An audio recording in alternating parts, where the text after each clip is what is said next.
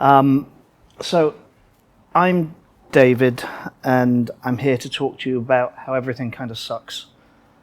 You know, you have these experiences where every system you open kind of looks the same, because at some point something seeped into our collective unconscious that everything has to be organized in very, very specific ways. And, every job you go to, or if you're a contractor, every client, you open up the software, and there's just like 100 fucking things everywhere. And you look at what the thing's meant to do. It's like, oh, cool, this is a website. Why the fuck is there 100 fucking things in this thing, right? This talk is about that. It's about why on earth we put so much stuff into all of our software when we probably don't really need to. I've debugged too many rubbish systems in my life where people were trying to do good things, ended up doing silly things, and then kind of doubled down and kind of suffered the sunk cost fallacy and ended up with a bunch of like really, really difficult treacle-like software that couldn't really be modified by anybody. And it sucks, and I hate it, and I don't think we have to behave that way. I think we are better than that. So I spend too much time thinking about software design. It's literally my toxic character trait. So I'm the head of architecture for a company called New Day in London. I've got a ridiculous job title. I'm like distinguished engineer, but they give you like a monocle and a cane. But really, I spent 10 years as an independent consultant, and I'm here to talk about why design is important and why really everything matters. All the little things matter. And the truth is, I'm a programmer, and you'll pry my keyboard out of my cold, dead hands, regardless of the job title that you stick on top of it. That said, there's not going to be an awful lot of code in this talk, because what I really want us to think about is design and how we feel about things. So I did a bit of a mini viral tweet recently. And I know Twitter's all Dogecoin today, but we're still there. And it seemed to resonate with people because I was trying to fix an objectively really awful code base. And as I opened it, my heckles were raised by this god-awful design pattern that is everywhere. So I do what I always do when I see something that makes me mad. I rage tweet it into the void. And I remember distinctly thinking, this is a damning indictment of the state of a lot of modern application design, that things look like this, and people just accept it. Now, Twitter obviously agreed, mostly, but the thing that really jumped out to me from this particularly shitty code base was just how thoughtless all that stuff is. Organizing code by architectural feature is way up there on the list of shitty things that you can do to your software with no real meaning. Precisely because there's no answer to the question, why is it like that? And hopefully throughout this session we're going to cover ways that we can answer the question why in our own code bases. Because the truth about that is, it's like organizing a classic car collection by wheels, windscreen wipers, seats, and couch covers. It doesn't look like anything. And what you do when you organize your code by these kind of abstract architectural concepts is you take the design out of the software, you completely remove all of the cohesion in the code that you try to organize and reduce it to a bunch of disconnected moving parts. It's just parts, just like those are not cars. So much talk about design, especially the form of code, ends up getting dragged back to work done in the 90s about design patterns. And this really isn't a talk about design patterns at all. But I want to pay them a little bit of lip service and due respect before we get going, because it might perhaps be easy to misinterpret what I'm about to say as some kind of tirade against design patterns, or a rallying cry against standards, but it isn't either of those two things. So it's important to understand that design patterns as a concept originated in the works of Christopher Alexander, who was a real-life building architect, one of the traditional architects, who wrote this book wonderfully titled Notes on the Synthesis of Form. I love it. And what happened was that was consumed by computer science researchers in the 70s and 80s and ended up resulting in work by people like Kent Beck and Ward Cunningham in the late 80s around what we call pattern languages. Now, the Gang of Four book here that came out in 1994 was probably the foundational text around design patterns in computer science. And what it did is it attempted to lay out a series of structural, creational, and behavioral patterns that people observed in software of that era, right? So there were a bunch of noteworthy books that followed from people like Kent Beck, who wrote Smalltalk, Best Practice and Patterns books. Martin Fowler did the other famous Patterns of Enterprise Architecture book. But ultimately, the intention of all those books was both good and just targeting one very simple thing, which was to provide concrete guidance and descriptions of common solutions that people had seen to common problems. That was all those things were meant to be. Now, that's all they are. They're just giving names to model answers to common questions. And when you give a concept a name, you empower that concept, and you can talk about them. And, I have nothing but respect for those people that did that foundational work to give us, as an industry, language to talk about things that we saw. And that's fine, but this talk isn't about design patterns. So what patterns do is they make a category of problems that you recognize look the same in their solutions. This talk is about everything that doesn't look the same in all the software that we build. So I suppose I just lament that most talk of design in software has kind of devolved into this talk of design patterns, because they're the least interesting part. If design patterns are about all the parts of the systems that you build that are familiar to you, the familiar answers to familiar questions, once we accept that, what we do is we kind of push programming languages to innovate to make some of those patterns obsolete over time. Because if what we're seeing is repeated instances of the same question, actually it stands to reason that our patterned answers get kind of internalized into languages, tools and frameworks, so they become invisible. And as that process was happening, it kind of feels like we forgot to talk about everything that wasn't common. Because that's where the real design starts, right? Where the talk of patterns ends, and you're just left trying to work out how to find form for the rest of your software and to find structure for the rest of your software. Now, on the other end of the spectrum, we have kind of large-scale architectural conversations about design. So you end up with these usual suspects of people talking about kind of N-tier applications and hexagonal architectures and stuff like 12-factor apps, which all try and offer prescriptive rules around the form of an application to make it exhibit certain characteristics. But I think software design has more access than just functional patterns and large-scale architectures at either end. And I think the most interesting aspects of design, the ones that affect the way most programmers actually interact with a system, exist in the gap between those two things. So, back in the depths of time, I was an art student. I used to paint. It was nice, made me feel good. And I literally studied literature and design and fine art and painting in the 90s. At high school, I specialized in literature and politics, but I always wanted to be a programmer. So for the first half of my career, I really, really struggled to reconcile the aesthetic sensibilities of design. And, I started programming in the late 90s when all those works that I was previously kind of referencing were the big popular books. And I really struggled to kind of take that kind of visual aesthetic and meld it with what I was seeing in programming as I was trying to learn it. And, the truth is I ended up doing a computer science degree, which I didn't particularly enjoy. But during the first year, like most comp sci students do, I happened across the works of Donald Knuth, who had written a book called Literate Programming. And, he wrote this book in 1984, literally the year I was born. So much for new ideas, right? So Knuth had tried to get traction in this space with the idea that software should be written combining what he called a documentation language and a programming language that complemented each other. And that would produce comprehensible and maintainable code.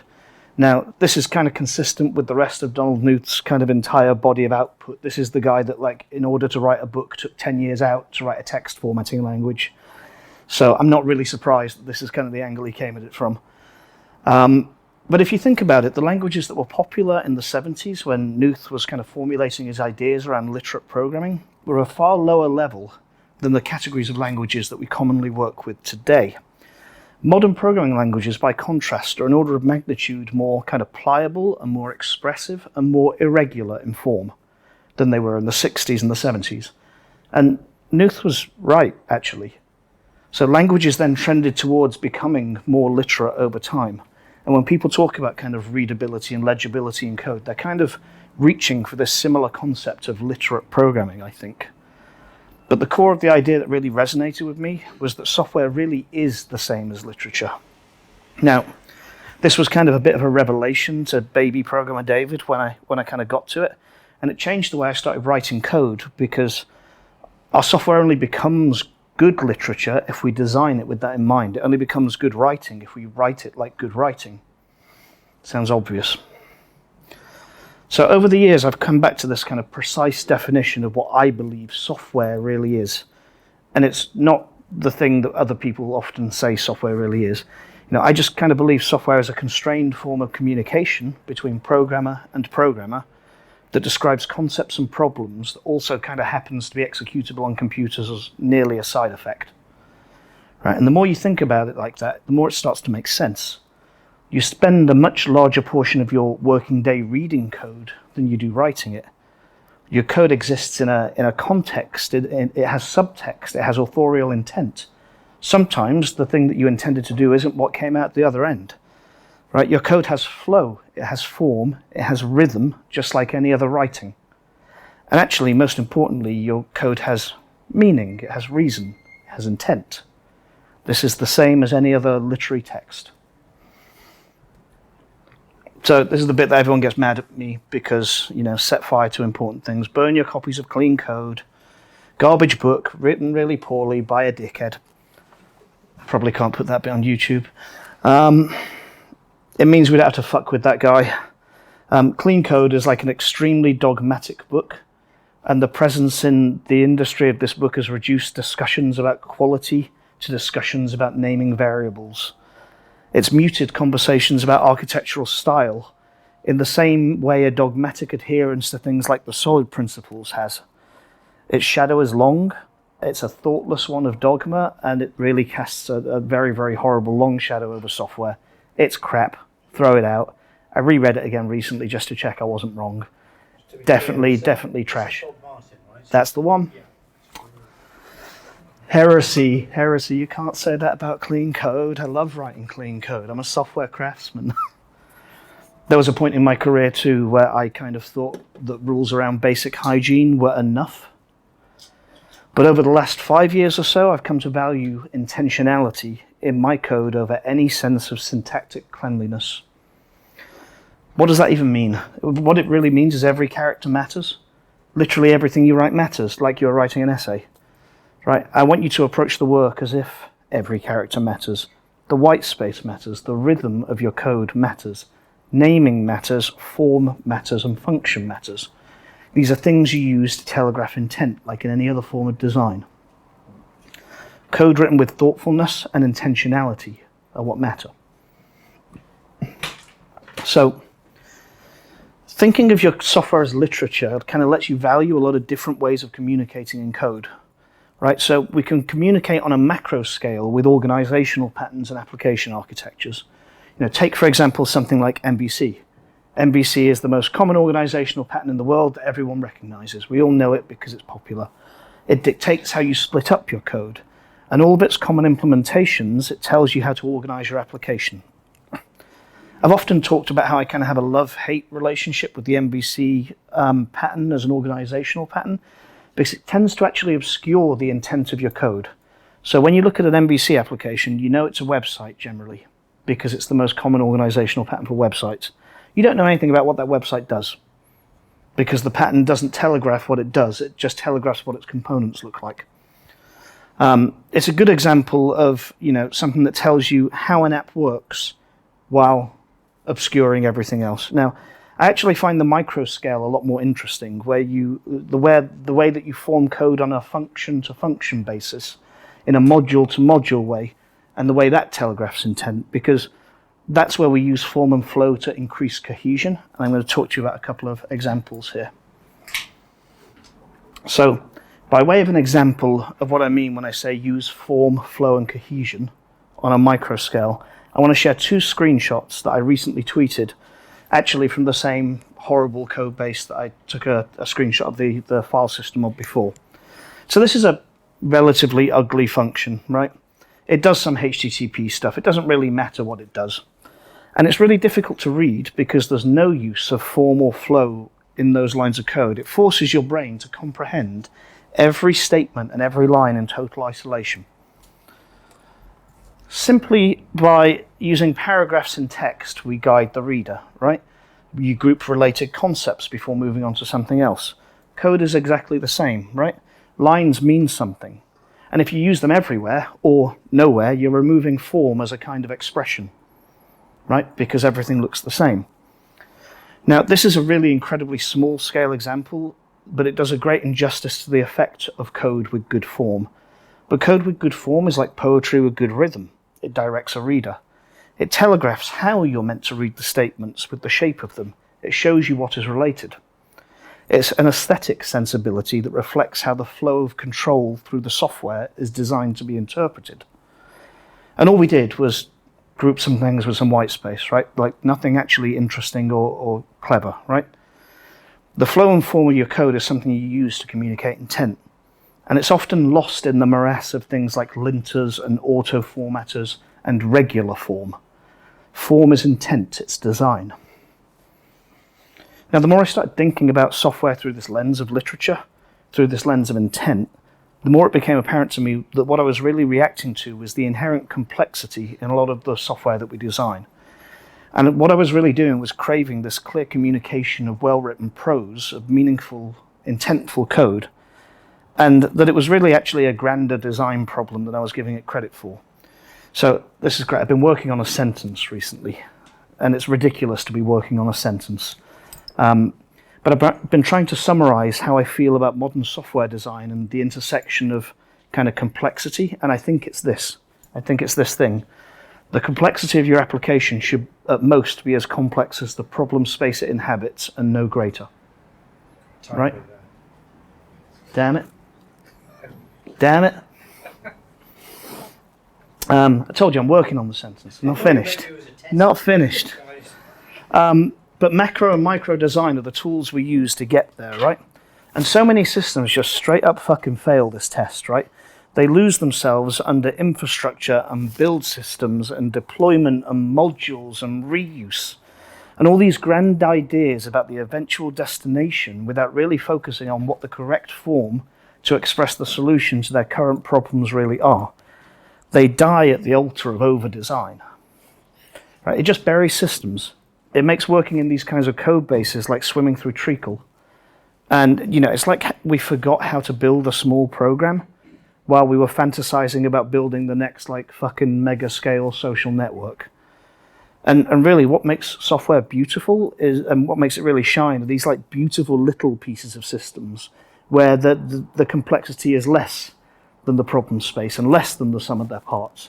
Those are the programs that are a joy. They're the things you look at and are like, oh God, that's it. That's magic, right? That's the stuff we're trying to build. So the interesting thing about thinking about software design is that even the use of the word design is a little contentious, I think, honestly. It means a lot of things and it's easy to mistake it for a lot of different things. So designs exist to solve problems, to communicate intent using their form and their function.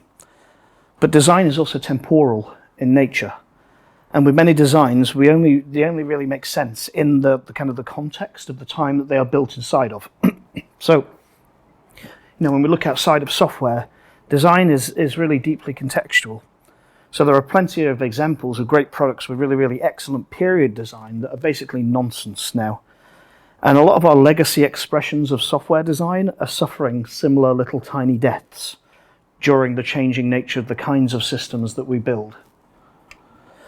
Now, there's also this really interesting observation that taking these two iconic designs as an example, they weren't actually the last of their lines as people think they might be.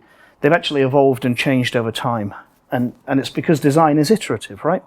Phones didn't cease to exist. Walkmans didn't actually vanish. They were iterated out to touch phones and mobile phones and to Discmans and iPods. And the irony here, of course, is that these two completely disparate things totally converge, because actually the problem the design there was solving was transmitting audio. Right? That was the actual problem at the bottom of it that we were iterating towards. It wasn't about making calls or playing tapes. So the actual, the inherent evolutionary process that underpins great design is exactly the same thing, the same reason that a discipline like TDD gets cast as a design discipline, right? It's exactly that same accurate, iterative design process that we do very, very quickly. I'm sure people have seen people, criticizing TDD in the past, despite clearly having never actually really done it, which is the common trope of people that criticize TDD, precisely because they never seem to get the value of iterative design. They forget it's an iterative workflow. They try and write their test once and they think that's it, and that was never the point. One of the things I'm absolutely certain of is that the people that think TDD is a redundant ceremony have never sat and changed their designs after the fact. They never did the refactoring. They just kind of got to their first position and stopped. It also highlights one of the other really magic qualities about design as a discipline here, which is that it's just as much about form as it is about function. There are entire categories of problems that, unless you are a clearly smarter person than I am, are totally invisible unless you see them. Actually observing something is kind of part of the visual reasoning capability we have as humans. And the folks that think more upfront design processes yield better results are coming from a place of less information than somebody designing something like a test-driven workflow, because they're blind to what the solution looks like. They're just guessing. They're guessing what the thing is going to be. They just miss this entire category of signals that come from great design and iteration. So I appreciate that the common trope that many programmers don't feel like they're visual people, perhaps. Maybe people come from a sciencey background, whatever. But it's actually precisely those visuals and that design that give you the ick when you see a piece of code you don't like. And everybody has gone through that process, right? Like, it's the thing that stands out as clear as day in much of the software that, the people that all yell about how trash TDD is build, I can open it and I get an ick of like, oh, I see where your design is creaking. So I don't think, obviously, it's categorically impossible to do great design without a workflow like TDD or without iteration. But I don't know why you would make it harder for yourself by taking that entire form of expression out of your design process. So looking at this as like a framing device, looking at software design as design, probably, it's worth us thinking about the context that modern software exists in and how that might challenge some of the more classical works on what good looks like. It's worth us reevaluating organizational patterns that, as a modern software developer, we're not building desktop software anymore. Programming languages have made categories of problems obsolete, and they have, right? So we have to reevaluate some of the dogma that we've believed about design and organization and form.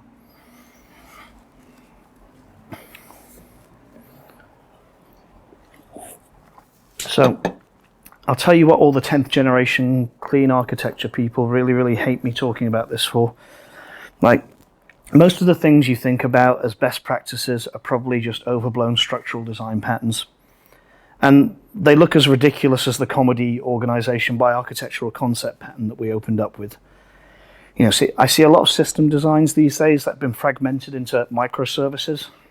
Big air quotes, who am I kidding?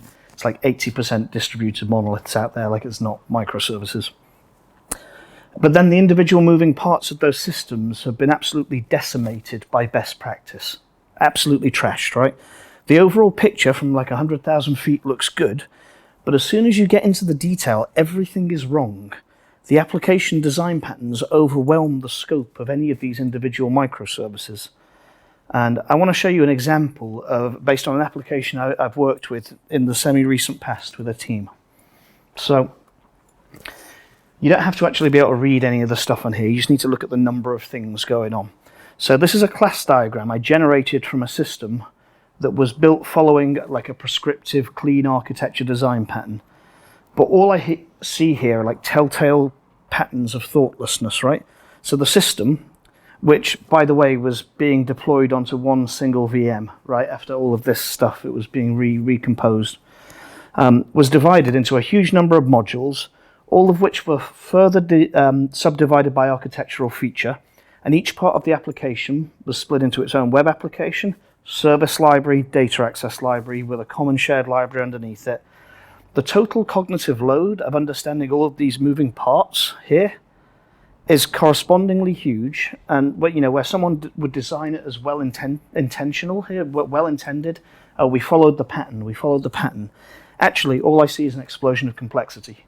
That's just too much shit for something. It's a website. Too much shit going on here. And it was all maintained by one team and all built back together. So the irony, for all that macro design, the project structure organization, looked good from above. This was the kind of fucking code in the actual thing itself. Like, it was awful. The whole, when you actually opened any piece of it, it was abysmal. Horrible, bloated mess.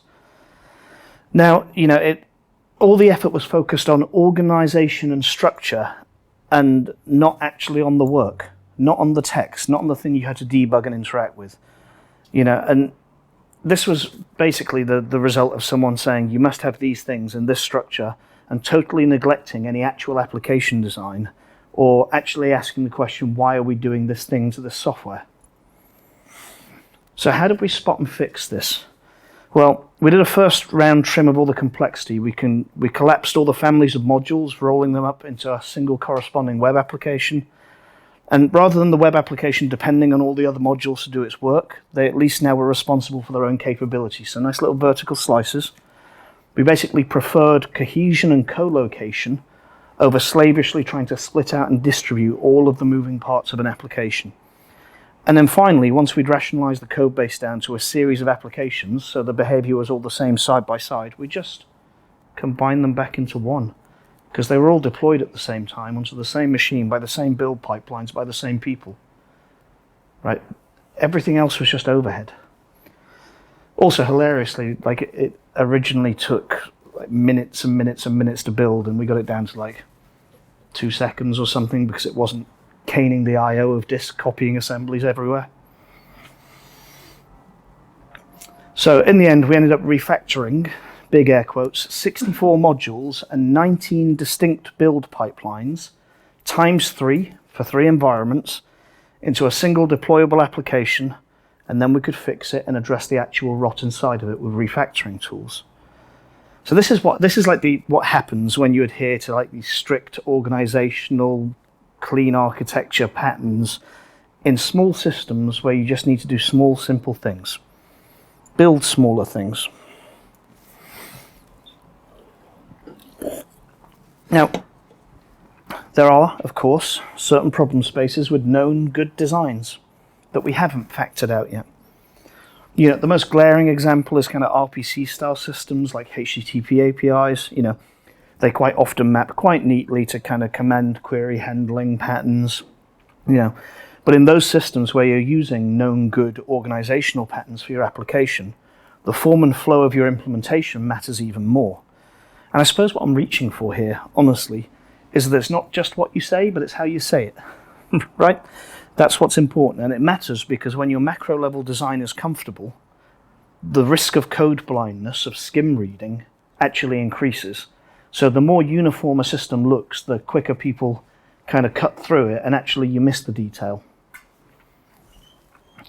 So one of the core problems with known good reference designs is it's kind of easy to learn a design pattern or two and then decide that everything in software has to look like those 1 or 2 design patterns. You feel like stuff needs to all look the same. And I suffered from this affliction at several different points in my career, right?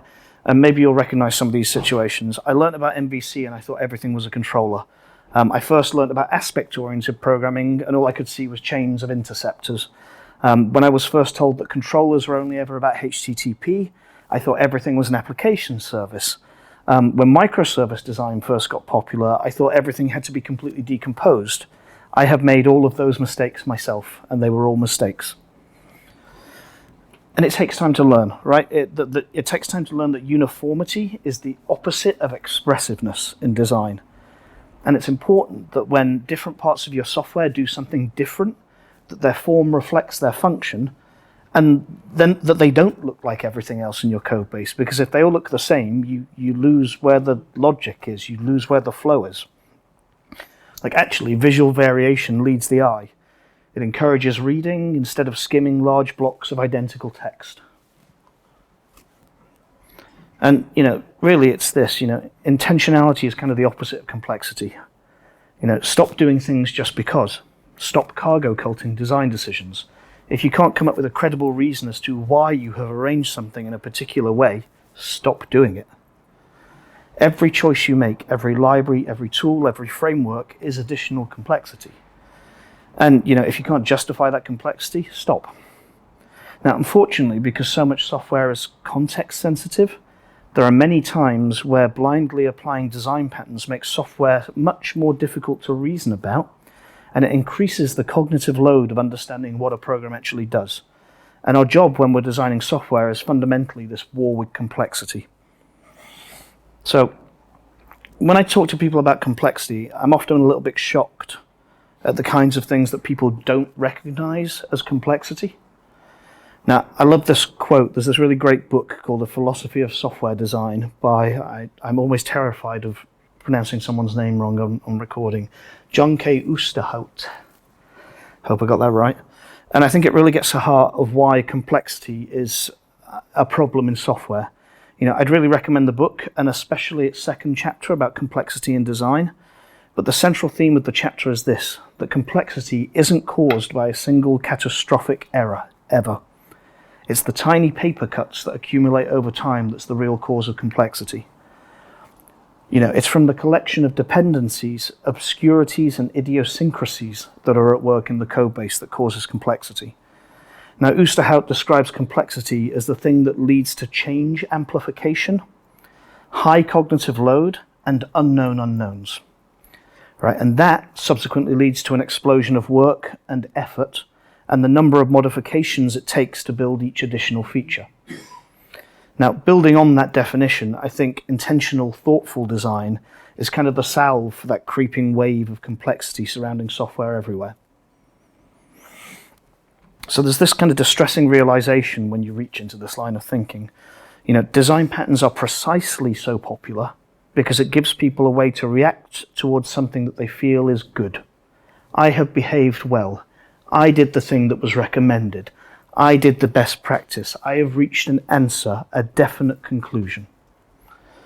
But once you've seen enough code bases in enough languages, you actually realize that most of the arbitrary stylistic qualities of code that people often focus on, tabs versus spaces, brace style, it's all bollocks, it's irrelevant. Most of it's totally irrelevant. And instead, there are a couple of non-negotiable qualities you end up looking for in code bases that are far less regimented than, your average JavaScript style guide or something. Good code is code that's easy for someone with minimal domain context to read. It's code that your average developer can understand. That is good code. Code that focuses on developer experience, debuggability, and usability. Code that you can't debug meaningfully is not good code. Code where the intent takes up more visual space than the language syntax. Code that buries what it does under kind of programming language structure and minutiae is not good code. So kind of regardless of language or style or intent, all programmers interact with code bases in the same way. They glance at it and try and understand what it does, and they read it intently to try and understand how it does it. Good code, regardless of style, makes that core behavior easy. That's what makes good code. And kind of at this meta level, all code is constructed from abstractions and encapsulation. Those are the ways that we design code bases. And that's kind of regardless of programming language and regardless of era. This has always been the truth. And the programming languages and runtimes and frameworks from which we write higher level code go through an enormous amount of compilation and translation and interpretation to execute. Now, programming languages themselves are common abstractions over operating system APIs, which are abstractions over assembly languages of microarchitectures, which are abstractions over physical hardware. This trend continues upwards up to the functions that you write and the types that you define and the classes and files that you create that make up your application. They're all examples of kind of abstraction and encapsulation in action. And for the most part, we're kind of blissfully unaware of the huge amount of complexity that exists underneath our programming environments. And that's precisely because the value of that abstraction vastly outweighs the complexity of the code running underneath it. It gives you more than you have to see. like, you never have to worry about the stuff going on when you call like file open in an operating system, unless you're having a really bad day. You know, file open is a great example of something that reduces the cognitive load on the developer by taking a complex implementation detail of file systems and disks and all that kind of stuff and totally removing them from your code. And as you implement your own software, the sad reality is that not all abstractions actually reduce cognitive load, right? It's often very possible, and it's often a subtle process to understand what does and doesn't make code easier to work with. Now, I'm going to borrow a little bit more terminology from that book when we look at this example of file open. So if you think of a module as a piece of software, this could be a package, a class, a binary. Its interface represents the complexity that module imposes on the rest of your system. The smaller and narrower and simpler that interface, the less complexity it forces on the code which consumes it, because the number of things that could be used in the code base is defined by the size of that interface. So by that description, you can think of the best modules, of the best code, as being deep modules. Now, the idea is that a deep module is a module that offers large amounts of benefit to your application for the simplest possible amount of complexity and comprehension forced into the calling code above it. The inverse of this is then obviously true. An interface with lots of functions and lots of parameters for relatively meager benefits actually increases the cognitive load of your software because the number of things that it can perform are then greater, and it bleeds its implementation out and increases the complexity of the calling code. And as much a factor of avoiding the wrong abstractions is finding the right ones then. If we're constantly in this tension between kind of deep and shallow modules, it may seem like painfully obvious advice, but abstractions, and generally any other module of code that you find, they should contain a problem space in its entirety, right? This means that abstractions that include things like pass-through methods, or classes that include in their interface definitions the data types that they operate on in their implementations internally, are fundamentally failures of abstraction. They're not abstracting anything, they're not encapsulating anything.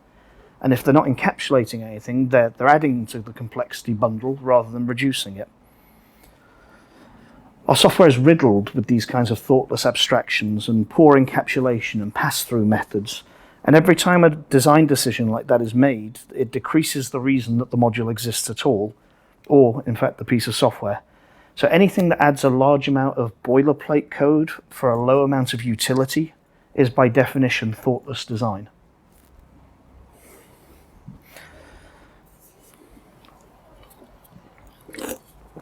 Now you get to a certain point where you realize that all the talk about design often kind of dissolves into discussion of dogma and absolutism, because there's kind of an absolute truth here that any design, when stretched to its logical absolute extreme, becomes nonsense.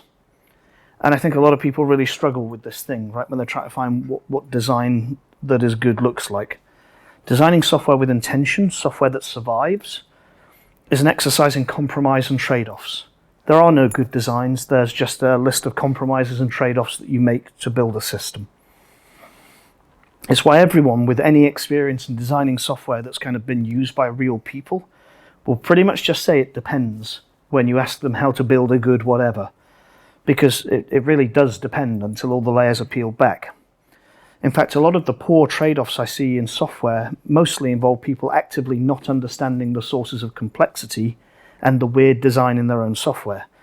They do things like take additional dependencies on packages or services for like single, simple use cases.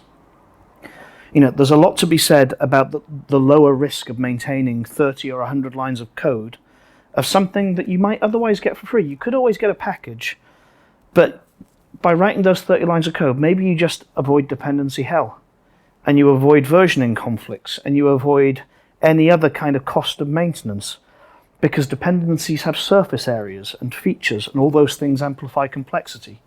Sometimes it's not worth just including the extra library. Now it's interesting because it's kind of an uneasy bedfellow with the concept that every line you write is a burden of cost. Every line you write, you pay to maintain. But the same is true for every line of code you adopt. And I think people often don't see that, right? Something more constrained with a smaller surface area pushes less complexity into your app. And that's really the thing. You know, the available potential surface area of the code you have is where complexity flows from. And as a practical example, I recently wrote a 200 lines of code program instead of adopting a static site generator because, you know, all the static site generators are big and annoying and change often and like JavaScript is hell. I just wrote a 200 line program to generate a static site. Zero maintenance burden. And what I was really doing though is I was weighing up my choices, right? And I was realizing that I didn't need the depth of features that the mainstream site generators had. And I could parse and map a markdown file to HTML with less risk without one. And I was freeing myself then from dependency maintenance. The total complexity was just lower to do it myself in an hour. And it's easy to think of the complexity of your software solely in terms of the code that you can see, but the paper cuts of complexity seep in from the surface area of all the libraries that you adopt and the width of their APIs too that surround you. And all your designs should be expressions of these kind of trade-offs and compromises and gentle balance, rather than like a single idea, layout, or concept that you use repeatedly and drag it to its natural position of absurdity, like, I don't know, we use open source for things that we can get for free because it's cheaper. Cool sentence, but is it always? You got to understand why. Or we must avoid reinventing the wheel at all costs. Right, and but at what cost? You know, the truth is, once you start considering everything as a continual trade-off, what you realize is instead of rules around system design, you end up with kind of tests of quality and properties of your software. Not coded tests, but tests with which to evaluate the qualities of designs of the systems that we're building. So I want to take you through a few tests that I use mostly with my teams at work to evaluate the intentionality of the design in their software. And hopefully you can look at your choices from a different perspective as well. Is that me singing? No. You go there. So, could this be done with fewer moving parts? That's always the first question I always ask of any design that's brought to me. Like, could we do this with less? A solution with less moving parts and less systems and less cognitive load is easier to rationalize, support, and maintain than one with more. That flies in the face of a lot of modern microservice design that thinks that things should be split up into as smaller parts as possible. You know what? The truth is people don't understand the total cost of ownership of splitting things out into more moving parts. When you make a new service, you're not making a new service. You're introducing a new Git repository, some kind of maintenance workflow, some kind of CI build, environments, testing. Like, as soon as you split that thing out, the cost increases quite exponentially. We should never extract parts of our application elsewhere just because. Break up systems into individual components when they need to ship, scale, or deploy independently, and not until. Is this operable in a production environment? Software systems that are hard to observe, manage, and automate slow the pace of change and the safety of innovation. We should always prefer software that can be trivially managed in production to reduce our operational burden. Software where the design is difficult to configure or deploy, that's cumbersome to maintain or monitor, is bad design. Simple as that. Is this easy to change? The best software is software that's easy to change, because the one truism is you're always going to have to change your software. We should avoid over-design and focus on simplicity first, normally because simpler designs, by definition, are easier to change, especially easier than the premature optimization of extensible designs that are never extended. Build small things, throw them away if they're wrong. So I guess as I come to the end of this thing, what I'm really advocating for here when I plead for intentionality is just for you to write your software with care and with purpose. I want you to think about the design of your software. I want you to think about the reader. I want you to think about what the form and the flow of your application tells them. I want you to use all of these forms of expression available to you in a code base to communicate meaning and intent. Different problem spaces and different solutions require different aesthetic viewpoints. We should just embrace that. It's cool. lest we damn ourselves to either everything is a jumble of components in HTTP or everything is an MVC app, because those are the two popular designs that you will end up in otherwise. It doesn't have to be that way. When you use form and design to telegraph intent, the work becomes better because I can see that you care. I can see when someone takes the time. So I was on a podcast a couple of years ago, and at the end of it, they kind of blindsided me with the classic, what advice would you give to yourself at the start of your career question? And my answer now is really, really clear in my head. Take more time with everything once you think it's done. The time you give yourself to really let the design sink in is the time you find that the polish makes the work best. Never stop asking why. And it's funny because that's the way my workflow is now whenever I'm coding. I finish something, I'll pour myself a drink, I'll put some music on, and I'll sit and I'll stare at it. And I'll just stare at it for an hour or 2 hours, and I'll flick through it. Maybe I'll make a few changes, maybe I'll revert them back. But that extra amount of time, once it's done and I'm working and I'm happy with it, is when the magic bits of design happens, when I start looking at it through the lens of a reader rather than the person that just wrote the thing. And I think that's the most important part now to me. I want to leave you with a few reading recommendations, partly because I don't think there are a lot of books on this topic, really. There are a couple that I have loved that have helped me on my way. So A Philosophy of Software Design is the book that I've kind of quoted from throughout this. Your Code as a Crime Scene by Adam Thornhill. And there's a more recent book which has a similar name that he wrote, which he says is better, but I haven't written yet. I haven't read yet, Jesus. And Code That Fits in Your Head by Mark Seaman is very new. Now, all three of these books are far more exhaustive with examples than any kind of talk could ever be. If you want to look at really low-level stuff, we should support the authors that are doing the good work. Thank you. I know that was a lot.